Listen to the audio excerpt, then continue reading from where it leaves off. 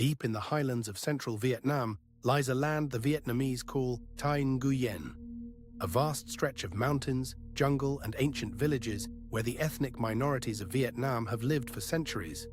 The Jarai, the Aj, the Ba Na, these are people with their own languages, their own gods, and their own monsters. And of all their monsters, none is more terrifying than the one they call Ma Lai. Ma Lai is not like other ghosts. She is not dead. By day, she walks among the living, a normal woman, often described as beautiful, quiet, unremarkable. But when night falls and the village sleeps, her head detaches from her body. It rises into the air, trailing her organs, heart, lungs, intestines, dangling beneath like grotesque tentacles. And she flies. The image is burned into the nightmares of every child in Thai Nguyen. A woman's head, hovering above the treetops, her entrails swinging beneath her like the roots of an uprooted tree. Her eyes glow in the darkness. She makes no sound as she flies. Or sometimes, they say, you hear a faint buzzing, like a swarm of insects, just beyond the edge of hearing. Ma Lai hunts with purpose. Her prey is almost always the same, pregnant women. The legends say she lands on the roof of the longhouse, extends an impossibly long tongue through the gaps in the thatch, and feeds on the unborn child. The mother feels nothing. She sleeps through the entire attack, but when morning comes, the baby is gone, or born dead, drained of life. How does a woman become Ma Lai? The Highland people say it is a curse, a form of black magic passed from one woman to another. Sometimes it is taught willingly, a dark inheritance from mother to daughter. Other times it is forced upon the victim through a ritual involving cursed food or drink. Once the curse takes hold, there is no escape. Every night the transformation comes whether she wants it or not. This is what makes Ma Lai so terrifying. She is invisible. During the day she could be anyone, your neighbor, your sister-in-law, the woman selling rice at the market. The Highland communities lived in constant suspicion. A woman who was too quiet, too beautiful, too solitary, any of these could be signs. And once the accusation was made, the consequences were devastating. The Highland people developed methods to detect and defend against Ma Lai. Thorny branches placed around the house could snag her trailing organs.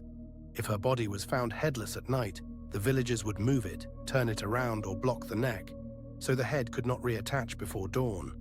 Without her body, Ma Lai would be exposed, and exposure meant death. Imagine the terror of that discovery. You enter a neighbor's home in the dead of night and find her body lying peacefully, but her head is missing. The neck is clean, bloodless, as though the separation were natural. You know that somewhere above the jungle canopy, her head is flying, hunting. And you know that if you do nothing, she will return before sunrise, reattach, and no one will ever know. Villages that identified a Ma Lai showed no mercy. The accused woman would be driven out, exiled into the jungle. In the worst cases, she was killed. The belief was absolute. If a Ma Lai remained in the village, no pregnant woman was safe. No child would survive. The real horror, of course, is how many innocent women were condemned by superstition alone. Ma Lai does not exist in isolation. Across Southeast Asia, the same entity appears under different names. In Thailand, she is the Krasue, a floating head with a taste for filth and flesh. In Cambodia, the Ap. In Malaysia and Indonesia, the Penanggalan. The details vary, but the core image is identical, a woman's head, separated from her body, flying through the night with her organs exposed. This is not coincidence. This is a shared nightmare older than any border.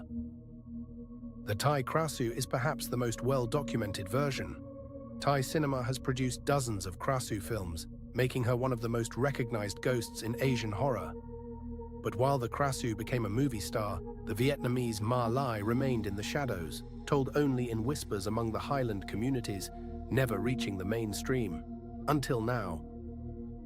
For the Jarai, the Aj, and the Ba Na people of Thai Nguyen, Ma Lai is not entertainment. She is a genuine threat that shaped how communities functioned for centuries. Marriage decisions, village layout, sleeping arrangements, even the design of houses, all were influenced by the fear of Ma Lai. To dismiss this as mere superstition is to misunderstand how deeply belief shapes reality. The traditional Highland longhouse was designed with Ma Lai in mind, built on stilts to keep the floor high above the ground, thorny plants cultivated beneath to catch trailing entrails, iron objects placed at every entrance, because Ma Lai, like many spirits, was believed to fear iron. The pregnant women slept in the center of the house, surrounded by family. Every architectural choice was a defense. The attack itself was said to be silent and invisible. Ma Lai would descend upon the roof like a bird of prey. Her tongue, described as impossibly long and thin, would snake through the smallest gap in the thatch. It would find the belly of the sleeping pregnant woman and feed. The process was painless, undetectable. Only the results revealed the truth: miscarriage, stillbirth, or a baby born sickly and weak. Today, the Penanggalan Highlands have changed dramatically. Coffee plantations stretch across former jungle. Modern roads connect once isolated villages. Television and smartphones have arrived, but the belief in Ma Lai has not disappeared. In remote communities, the old fears persist. Women are still accused, families are still shunned. The curse of Ma Lai continues to destroy real lives, not through magic, but through belief itself. Human rights organizations have documented cases as recent as the 2000s. Women accused of being Ma Lai, expelled from their communities, stripped of their property, separated from their families. Children of accused women are shunned. Marriages are forbidden. The accusation alone is a death sentence for one's social existence. The real monster in the Ma Lai story is not the flying head. It is the fear that turns neighbors into executioners. Why does this particular image, a woman's head, her organs exposed, hunting pregnant women, resonate so deeply across Southeast Asia? Scholars suggest it reflects ancient anxieties about female power. The woman who can separate from her body is the woman who cannot be controlled. The targeting of pregnant women represents the ultimate threat to community survival. Ma Lai is fear itself, the fear of the feminine, the unknown, the uncontrollable. Every generation of Highland children grows up hearing about Ma Lai. The stories are told by grandmothers beside the fire in the same longhouses that were built to keep Ma Lai out. For these children, the jungle darkness outside is not empty. It is alive with flying heads and dangling organs. And perhaps that is the point. The story teaches vigilance, caution, and respect for the night. If you ever travel to the highlands of Vietnam and find yourself near the jungle after dark, you might understand why these stories survive. The darkness there is absolute. The sounds, insects, birds, animals you cannot see, create a symphony of the unknown.